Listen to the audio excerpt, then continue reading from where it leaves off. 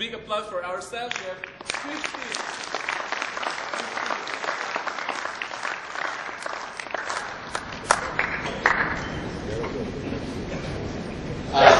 Thank you, ladies and gentlemen, for I listened to a lot of the action plans, and I'm very happy that some of it were very concrete, very positive, and I think will definitely help us propel the RSPO further, faster this coming year.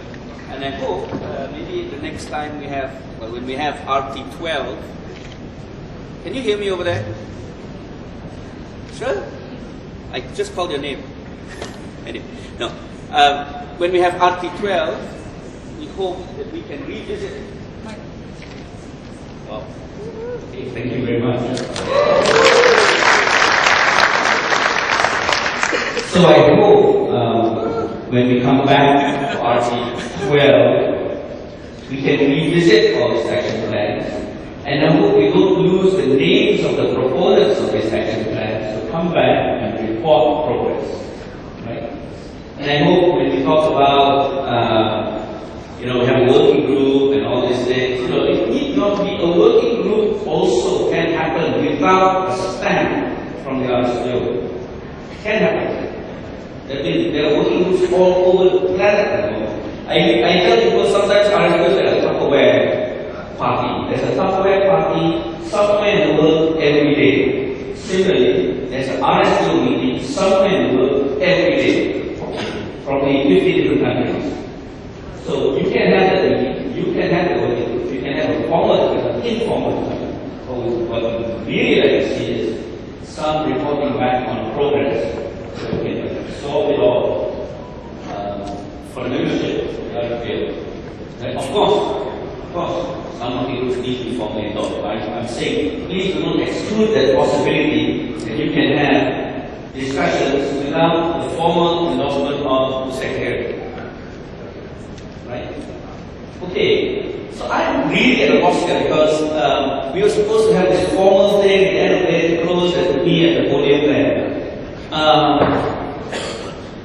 Any thoughts? Should I go back there and just look at some slides and all that? Maybe not, so I'll try to do it from here. I hope I can. And then let's see how we go. Yeah. Is there anything else? I just want you're okay with that? Or is that trouble? Okay, so this is the first time I'm going to do a closing from like this. I feel like I have a dance. Let me tell you, it's a bad thing for you to see. Ladies and gentlemen, distinguished guests, members of the media, and fellow professors outside there, I would like to thank you all for having taken part to this year's RT. We have come to the end of 3 full days of deliberation and interactive debate, and I hope you have all enjoyed it as much as I have. I have to admit, I started off with great trepidation, and I was a bit scared. Let me tell you, I'm an engineer by training. More importantly, I love the process. I define things from step 1 to step 10, step ad infinitum. So, leaving this all open was a great leap of faith. I'm very glad that everybody took the challenge. I saw a lot of energy, and I saw a lot of unbridled conversation, which is what I really enjoy to see. Probably something more serious. I don't know if you know, recent time this year, there was a report, and now, finally, 98% of scientists agree that the atmosphere is already warming in response to greenhouse gas emissions. The year before, I think, was 97%. So this year, 98% people understand. But a lot of us already know that climate change is already here. We see the typhoons, we see the storms, everybody knows it's here. It's coming, and it's getting more serious. A lot of people also know that we are on a sure trajectory to the worst case scenario if we don't do what we need to do. Climate scientists sometimes talk about something called climate denial. As a way of measuring when climate change has really changed. sort of tipping point, a threshold into a hot new world from which you can never ever go back. I recently came across a study that showed how, that presented in a graphical way, how climate change will affect different regions and by when. And I told them the powers up to show the slides. Can you show the slides that I prepared? No? Is there power? No, not yet. Not yet? Okay, I'll explain. Basically, it was a nice chart. For the first time, scientists came together and together with an artist, infographist, and they put it up in a nice map, global map, that shows which region would have a temperature shift, a significant temperature shift that will forever change how temperatures will be for the next 100 years. So, for example, in Jakarta, there was a monitoring station for Malaysia, this ASEAN region. They say that 2029 is the date where the temperature changes will be forever different than you ever will be.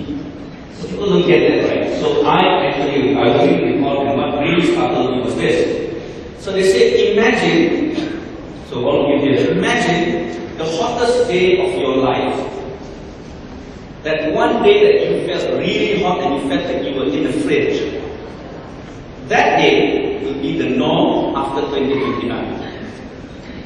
That day, my son turns 19. So it's my generation and my son's generation immediately impacted. So that really puts things into perspective. And we really have this great urgency to make this change very, very fast. We want a sure trajectory. No doubt about it. On a sure trajectory if we don't do it. And I'm glad to be part of an organization, glad to be part of an organization that can probably change the trajectory. So basically we have three choices to do. According to Professor Tim mentioned in the first day. He says there are three choices: adapt, mitigate, or suffer. Which way are we going to do? The reality is we have to navigate between the three. The more mitigation we do now, the less adaptation will be required and less suffering there will be. We know that it's already too late for us to avert catastrophic climate change through mitigation alone. If we are committed, we may be able to do enough mitigation and adaptation to avoid a lot of suffering. This said, we should not proceed the unfounded belief promoted by some that all we need to do is adapt and fear the consequences of that line of thought. Some will say that unlike mitigation, adaptation will happen easily because we are a very innovative species. We can adapt to anything. Human beings have always adapted. That's what they say. What we want to consider though is that even adaptation measures require serious behavior changes, and those behavior changes have to happen extremely fast, which means to be extremely painful and extremely expensive. Although we need some adaptation units, we should still avoid it as much as possible. I would also like to point out why we have to spend in mitigation and adaptation. There's so many studies out there that prove that mitigation spending through sustainable practices, like what the article preaches, result in innovation, result in high productivity, result in new jobs, and improvement in quality of life for the workers and all those affected throughout the supply chain. It is an investment that can be planned and can be controlled. Spending in mitigation is investing for the future.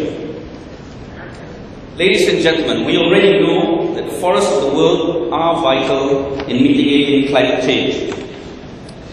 Deforestation is the main driver of the world's carbon emission. Forests, particularly tropical forests, due to their high carbon stock value, play a critical role in combating global climate change. Investing in forests through sustainable practices, like what the article tries to do, is the best way to delay the tipping point in climate economy. It's particularly relevant to the countries whose population depend on forests for livelihood. Now, that seems like a tough pill to swallow for rainforest regions. And I always tell people, yeah, it's nice of you, the northerners, to talk about mitigation, avoidance of deforestation, etc., etc. And I see a lot of passion, global movement to stop deforestation. But there needs to be a global movement to think about socio-economic development as well in rainforestations. And that's something we haven't come to grips with. Yeah, the issue is that deforestation is an issue, yes, it's a global issue, but make it also a global issue to develop economies in rainforests. So I talked about the tipping point, so all very serious. There's also another serious thing where we as RSPO are pushing towards the tipping point. We as RSPO think we can transform the markets. We have to believe we can transform markets to help mitigate what's coming. I did the calculation, and I don't know if I hope it's true, but I think that with 16% of the world's consumption coming from certified sustainable palm oil, I think that's the big point. It's a clear signal that the world is ready to transform to only consume certified sustainable palm oil. That's my thinking. The good news is we have that capacity to supply 16 million tons. No, that's 16%. 16% is 9, we are there. Our SPO now produces 60% of global palm oil. Our SPO, sorry, CSPO makes up 60% of global palm oil production. So we are there in terms of production. What we are not there is consumption. We have that supply, but we need the markets to pick up that supply, to help the world reach that tipping point, to help ourselves at the end of the day, to avoid that horrific thing that we're worried about. And for me, it's 2059. For me, it's my kid at 19 years old.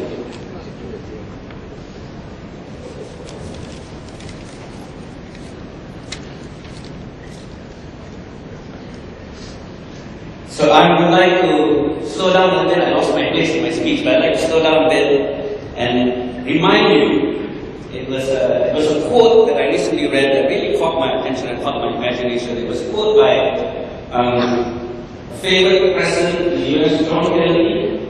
I don't know why he expresses something very, very nice, eloquent, rhetoric, and I find it very, very, very good and inspiring. So it goes like this. John F. Kennedy, in his speech in the American University in 1963, said, "By defining our goal more clearly, by making it seem more manageable and less remote, we can help all people to see it and draw hope from it and move irresistibly towards it." That to me is a very significant quote. We may have ideals, we may have lofty ambitions, but if we make it so remote, no one will want to move. We in our RSPO need to make it very clear what our goals are. Can it be achieved? We need to make it clear to people that it can be achieved, so that people will move irresistibly towards it. And you are a testament to this. We attract a lot of members because they think they can achieve what they achieve. So my hope is that in these 3 days of sharing and discussions, we can all go back to our families and jobs with an irresistible will to move towards sustainability and certified sustainable power. And I'd like to say that there are many, many people who made this event the tremendous success that it is. And I'd like to thank them before we end the talk today. First of all, I'd like to thank the sponsors, and we can get the sponsors to stand up. Let's recognize them, please. And as the sponsors of the conference stand up,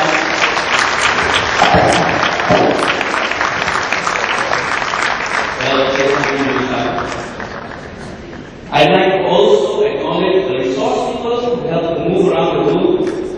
advise people throughout the working groups and sessions. Can we have the resource persons to stand up and let's acknowledge them?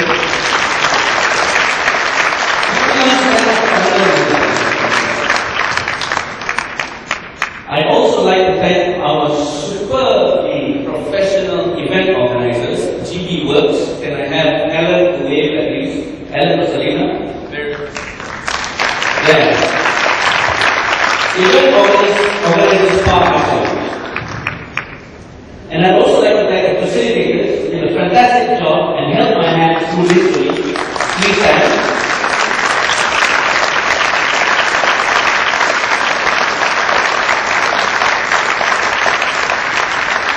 And I'd like to thank my wonderful, wonderful team in the Secretariat. They were the ones who helped me say. So can I have my Secretariat team to stand?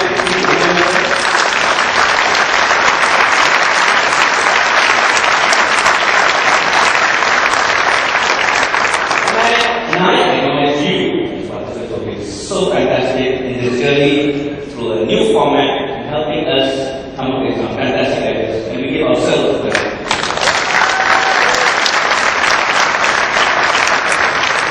So thank you very much.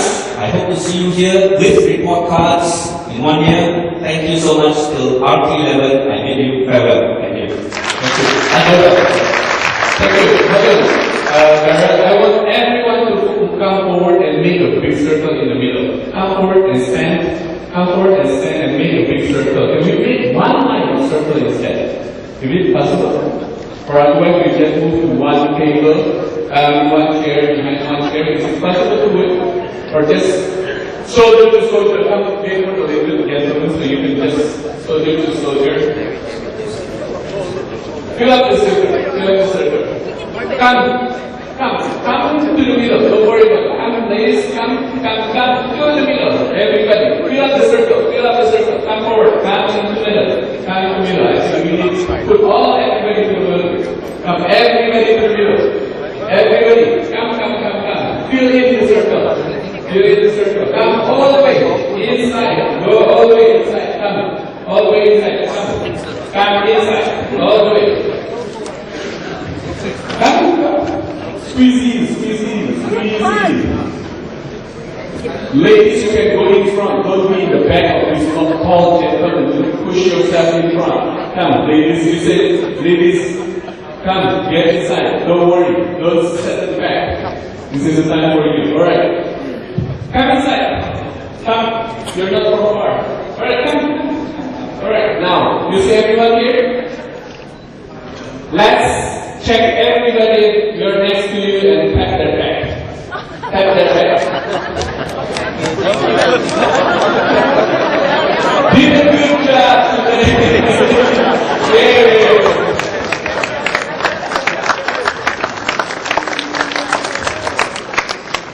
See, now we are here together in unity. Can we just turn around ourselves and see upward? Turn around and look upward. Turn around. Balik arah. Now this is time for you to really face the world and tell FSPO can do more than what we are now in better future. Can we do that? Yes. So I will say 1, 2, 3 and you say yes. Okay? Our SPO can do a lot better in the future. 1, 2, 3. Yes! Thank you very much. Have a pleasant day.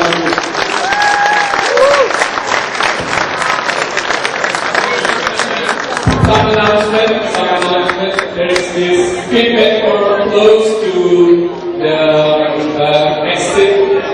Please fill in and give the feedback to the newsroom.